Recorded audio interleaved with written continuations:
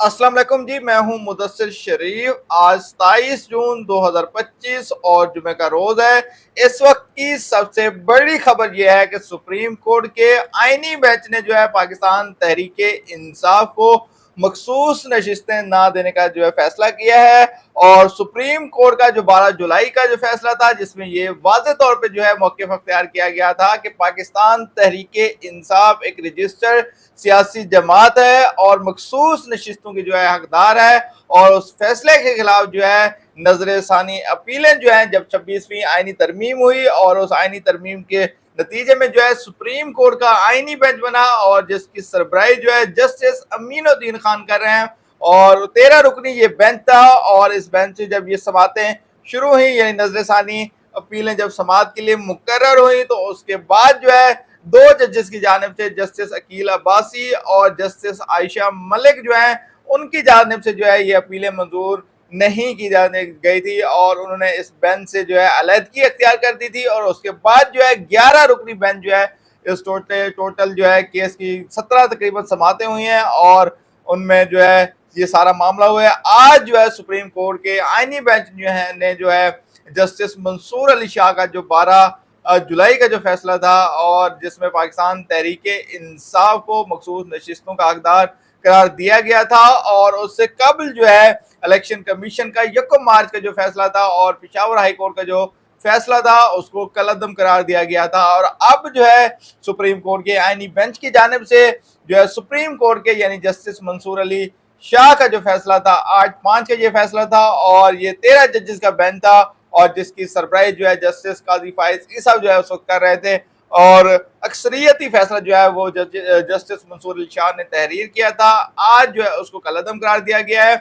और election commission और Peshawar high court का जो इस हवाले से जो है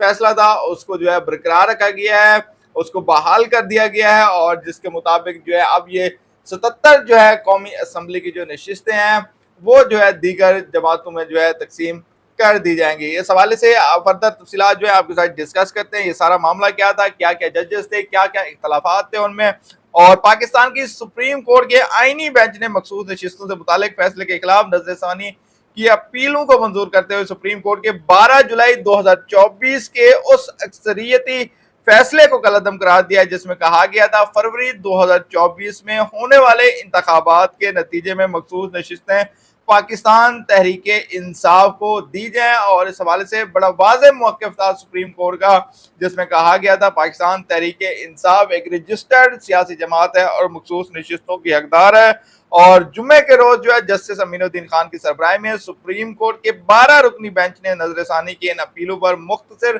फैसला सुनाते हुए ये अपीलें मंजूर कर ली हैं और पेशावर हाई कोर्ट का फैसला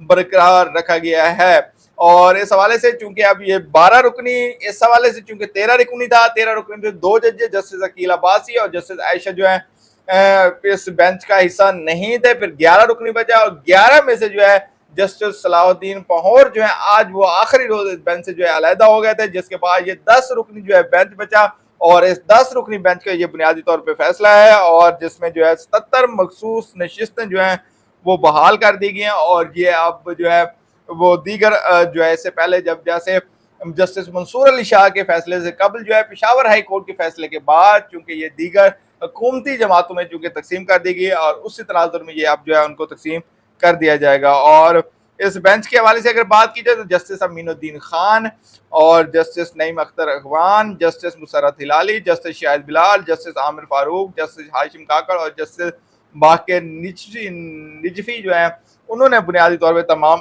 अपीलों को मंजूर करने के हक में फैसला दिया। ये 7-5 का बुनियादी तौर पे फैसला है, मतलब 7 अक्सरियती जजेस ने इसके हक में वोट दिया है और यानी अपीलों को मंजूर किया है। जबकि जस्टिस मोहम्मद अली मजहर और जस्टिस अतर हसन रिजवी ने अपने फैसले में जुज़वी तौर पर यह अपीलें मंजूर की हैं, जिसमें इलेक्शन कमीशन से कहा गया कि वो उम्मीदवारों के कागजात नामजदगी का दोबारा जायजा ले। ये जो है इस हवाले से जो है तफसीलात हैं। ये 7 जजेस जो है अक्सरियत में हैं और जो अकलियत में हैं उनमें 2 जजेस ये हो गए जिनमें जस्टिस मोहम्मद अली मजहर और जस्टिस अतर हसन रिजवी जो हैं ये, और जस्टिस आयशा मलिक और जस्टिस अकील अब्बासी और जस्टिस सलाहुद्दीन पहोर चूंकि इस बेंच का हिस्सा नहीं थे, तो 7-5 का ये फैसला चूंकि इस वक्त इसको कंसीडर किया जाएगा। और इस हवाले से 17 समातें हुई हैं और जस्टिस सलाहुद्दीन पहोर के हवाले से जो है आखिरी रोज उन्होंने सुन्नी इत्तेहाद कौंसिल के वकील हामिद खान की जानिब से एतजाज उठाए जाने के बाद इन अपीलों की समाअत से माजरत कर ली थी, जाहिर कर ली थी। और इस हवाले से बुनियादी तौर पर सवालात ये उठाए जा रहे थे, चूंकि वो 8-5 का जो फैसला था, 13 रुकनी जो बेंच था उस वक्त, और उस बेंच में क्योंकि कहा यह जाता है इस हवाले से सुप्रीम कोर्ट के रूल्स के मुताबिक कि जो जितना बड़ा जो है बेंच फैसला होगा और नजर सानी जो है अपीलें जब होंगी तो उससे बड़ा बेंच जो है समाअत करेगा, या एटलीस्ट जो है जैसे 13 रुकनी बेंच का होना लाजमी है। और इस बेंच में जो है जो बुनियादी तौर पे बहुत कम जजेस ऐसे जो थे जो पहले उस जो है ओरिजिनल 12 जुलाई का जो फैसला था उसका हिस्सा थे, तो इस वजह से भी इसको जो है मामला को थोड़ा कंट्रोवर्शियल या कह लें मामला दूसरी तरफ चले गए। मखसूस नशिस्तों के हवाले से इलेक्शन कमीशन के फैसले पर पेशावर हाई कोर्ट के फैसले के खिलाफ साबिक चीफ जस्टिस काजी फायद ईसा की सरबराही में सुप्रीम कोर्ट के 13 रुकनी बेंच ने अपीलों की समाअत की थी और 12 जुलाई 2024 को इस फैसला सुनाते हुए जस्टिस मंसूर अली शाह समेत 8 जजेस ने अक्सरियती फैसला जो है दिया था ये मखसूस नशिस्तें पाकिस्तान तहरीक इंसाफ को दी जाएं, जबकि पाकिस्तान तहरीक इंसाफ इलेक्शन कमीशन के खिलाफ ना तो पेशावर हाई कोर्ट और ना ही सुप्रीम कोर्ट में दरख्वास्त गुजार थी। और सुन्नी इत्तेहाद कौंसिल इलेक्शन कमीशन के फैसले का पेशावर हाई कोर्ट और सुप्रीम कोर्ट में अपील कुनिंदा थी। तो बुनियादी तौर पर इस वक्त जो यही सवाल किया, क्योंकि पाकिस्तान तहरीक इंसाफ सवाल उठाया गया कि पाकिस्तान तहरीक इंसाफ तो इसमें तो अपील कुनिंदा ही नहीं थी, जबकि अपील कुनिंदा तो इस सारे मामले में सुन्नी इत्तेहाद कौंसिल थी। अगर मखसूस नशिस्तें जो मिलनी है तो उनको मिलनी चाहिए और ना कि पाकिस्तान तहरीक इंसाफ को मिलनी चाहिए। और इस हवाले से अगर बात की जाए तो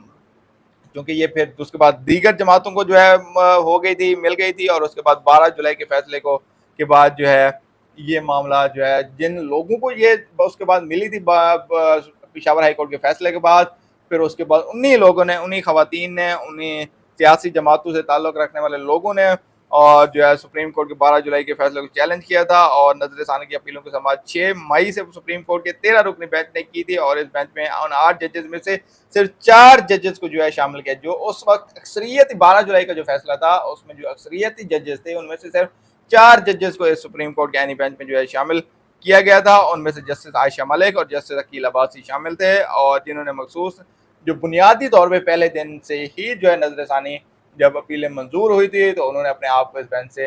अलहदा कर दिया था और इस हवाले से हम मामला को डिस्कस कर चुके हैं। जबकि दूसरे जजेस, 2 जजेस की अगर बात की जाए तो उनमें जस्टिस मोहम्मद अली मजहर और जस्टिस हसन अजहर रिजवी भी 12 जुलाई के अक्सरियती फैसले का हिस्सा थे। ताहम नजर सानी के इस फैसले में उन्होंने अपने गुज़श्ता फैसले पर नजर सानी की है। मतलब उस वक्त जो है वो पाकिस्तान तहरीक इंसाफ को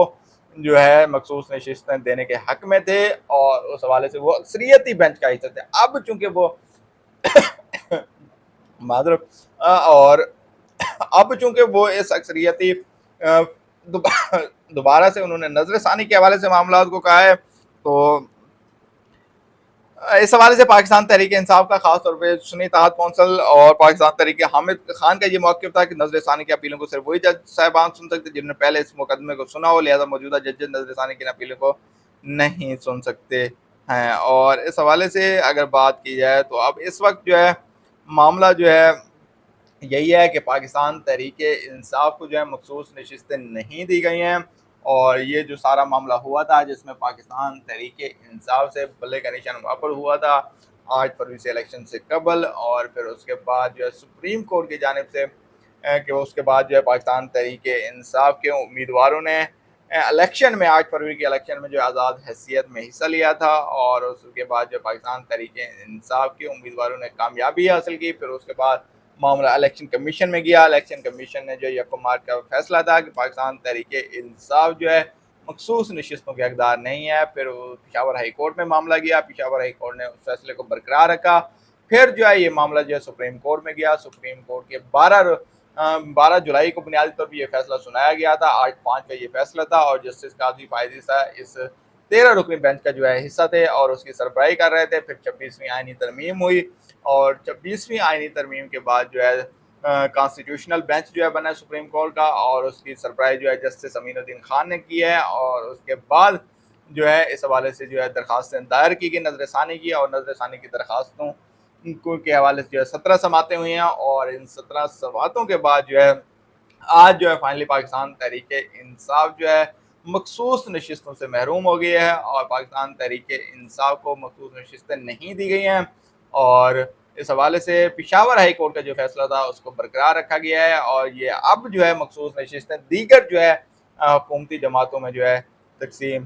कर दी जाएंगी। ये आज की तफसीलात थी और मज़ीद तफसीलात के लिए हमारे चैनल को सब्सक्राइब कीजिए। इजाज़त दीजिए। अल्लाह हाफ़िज़।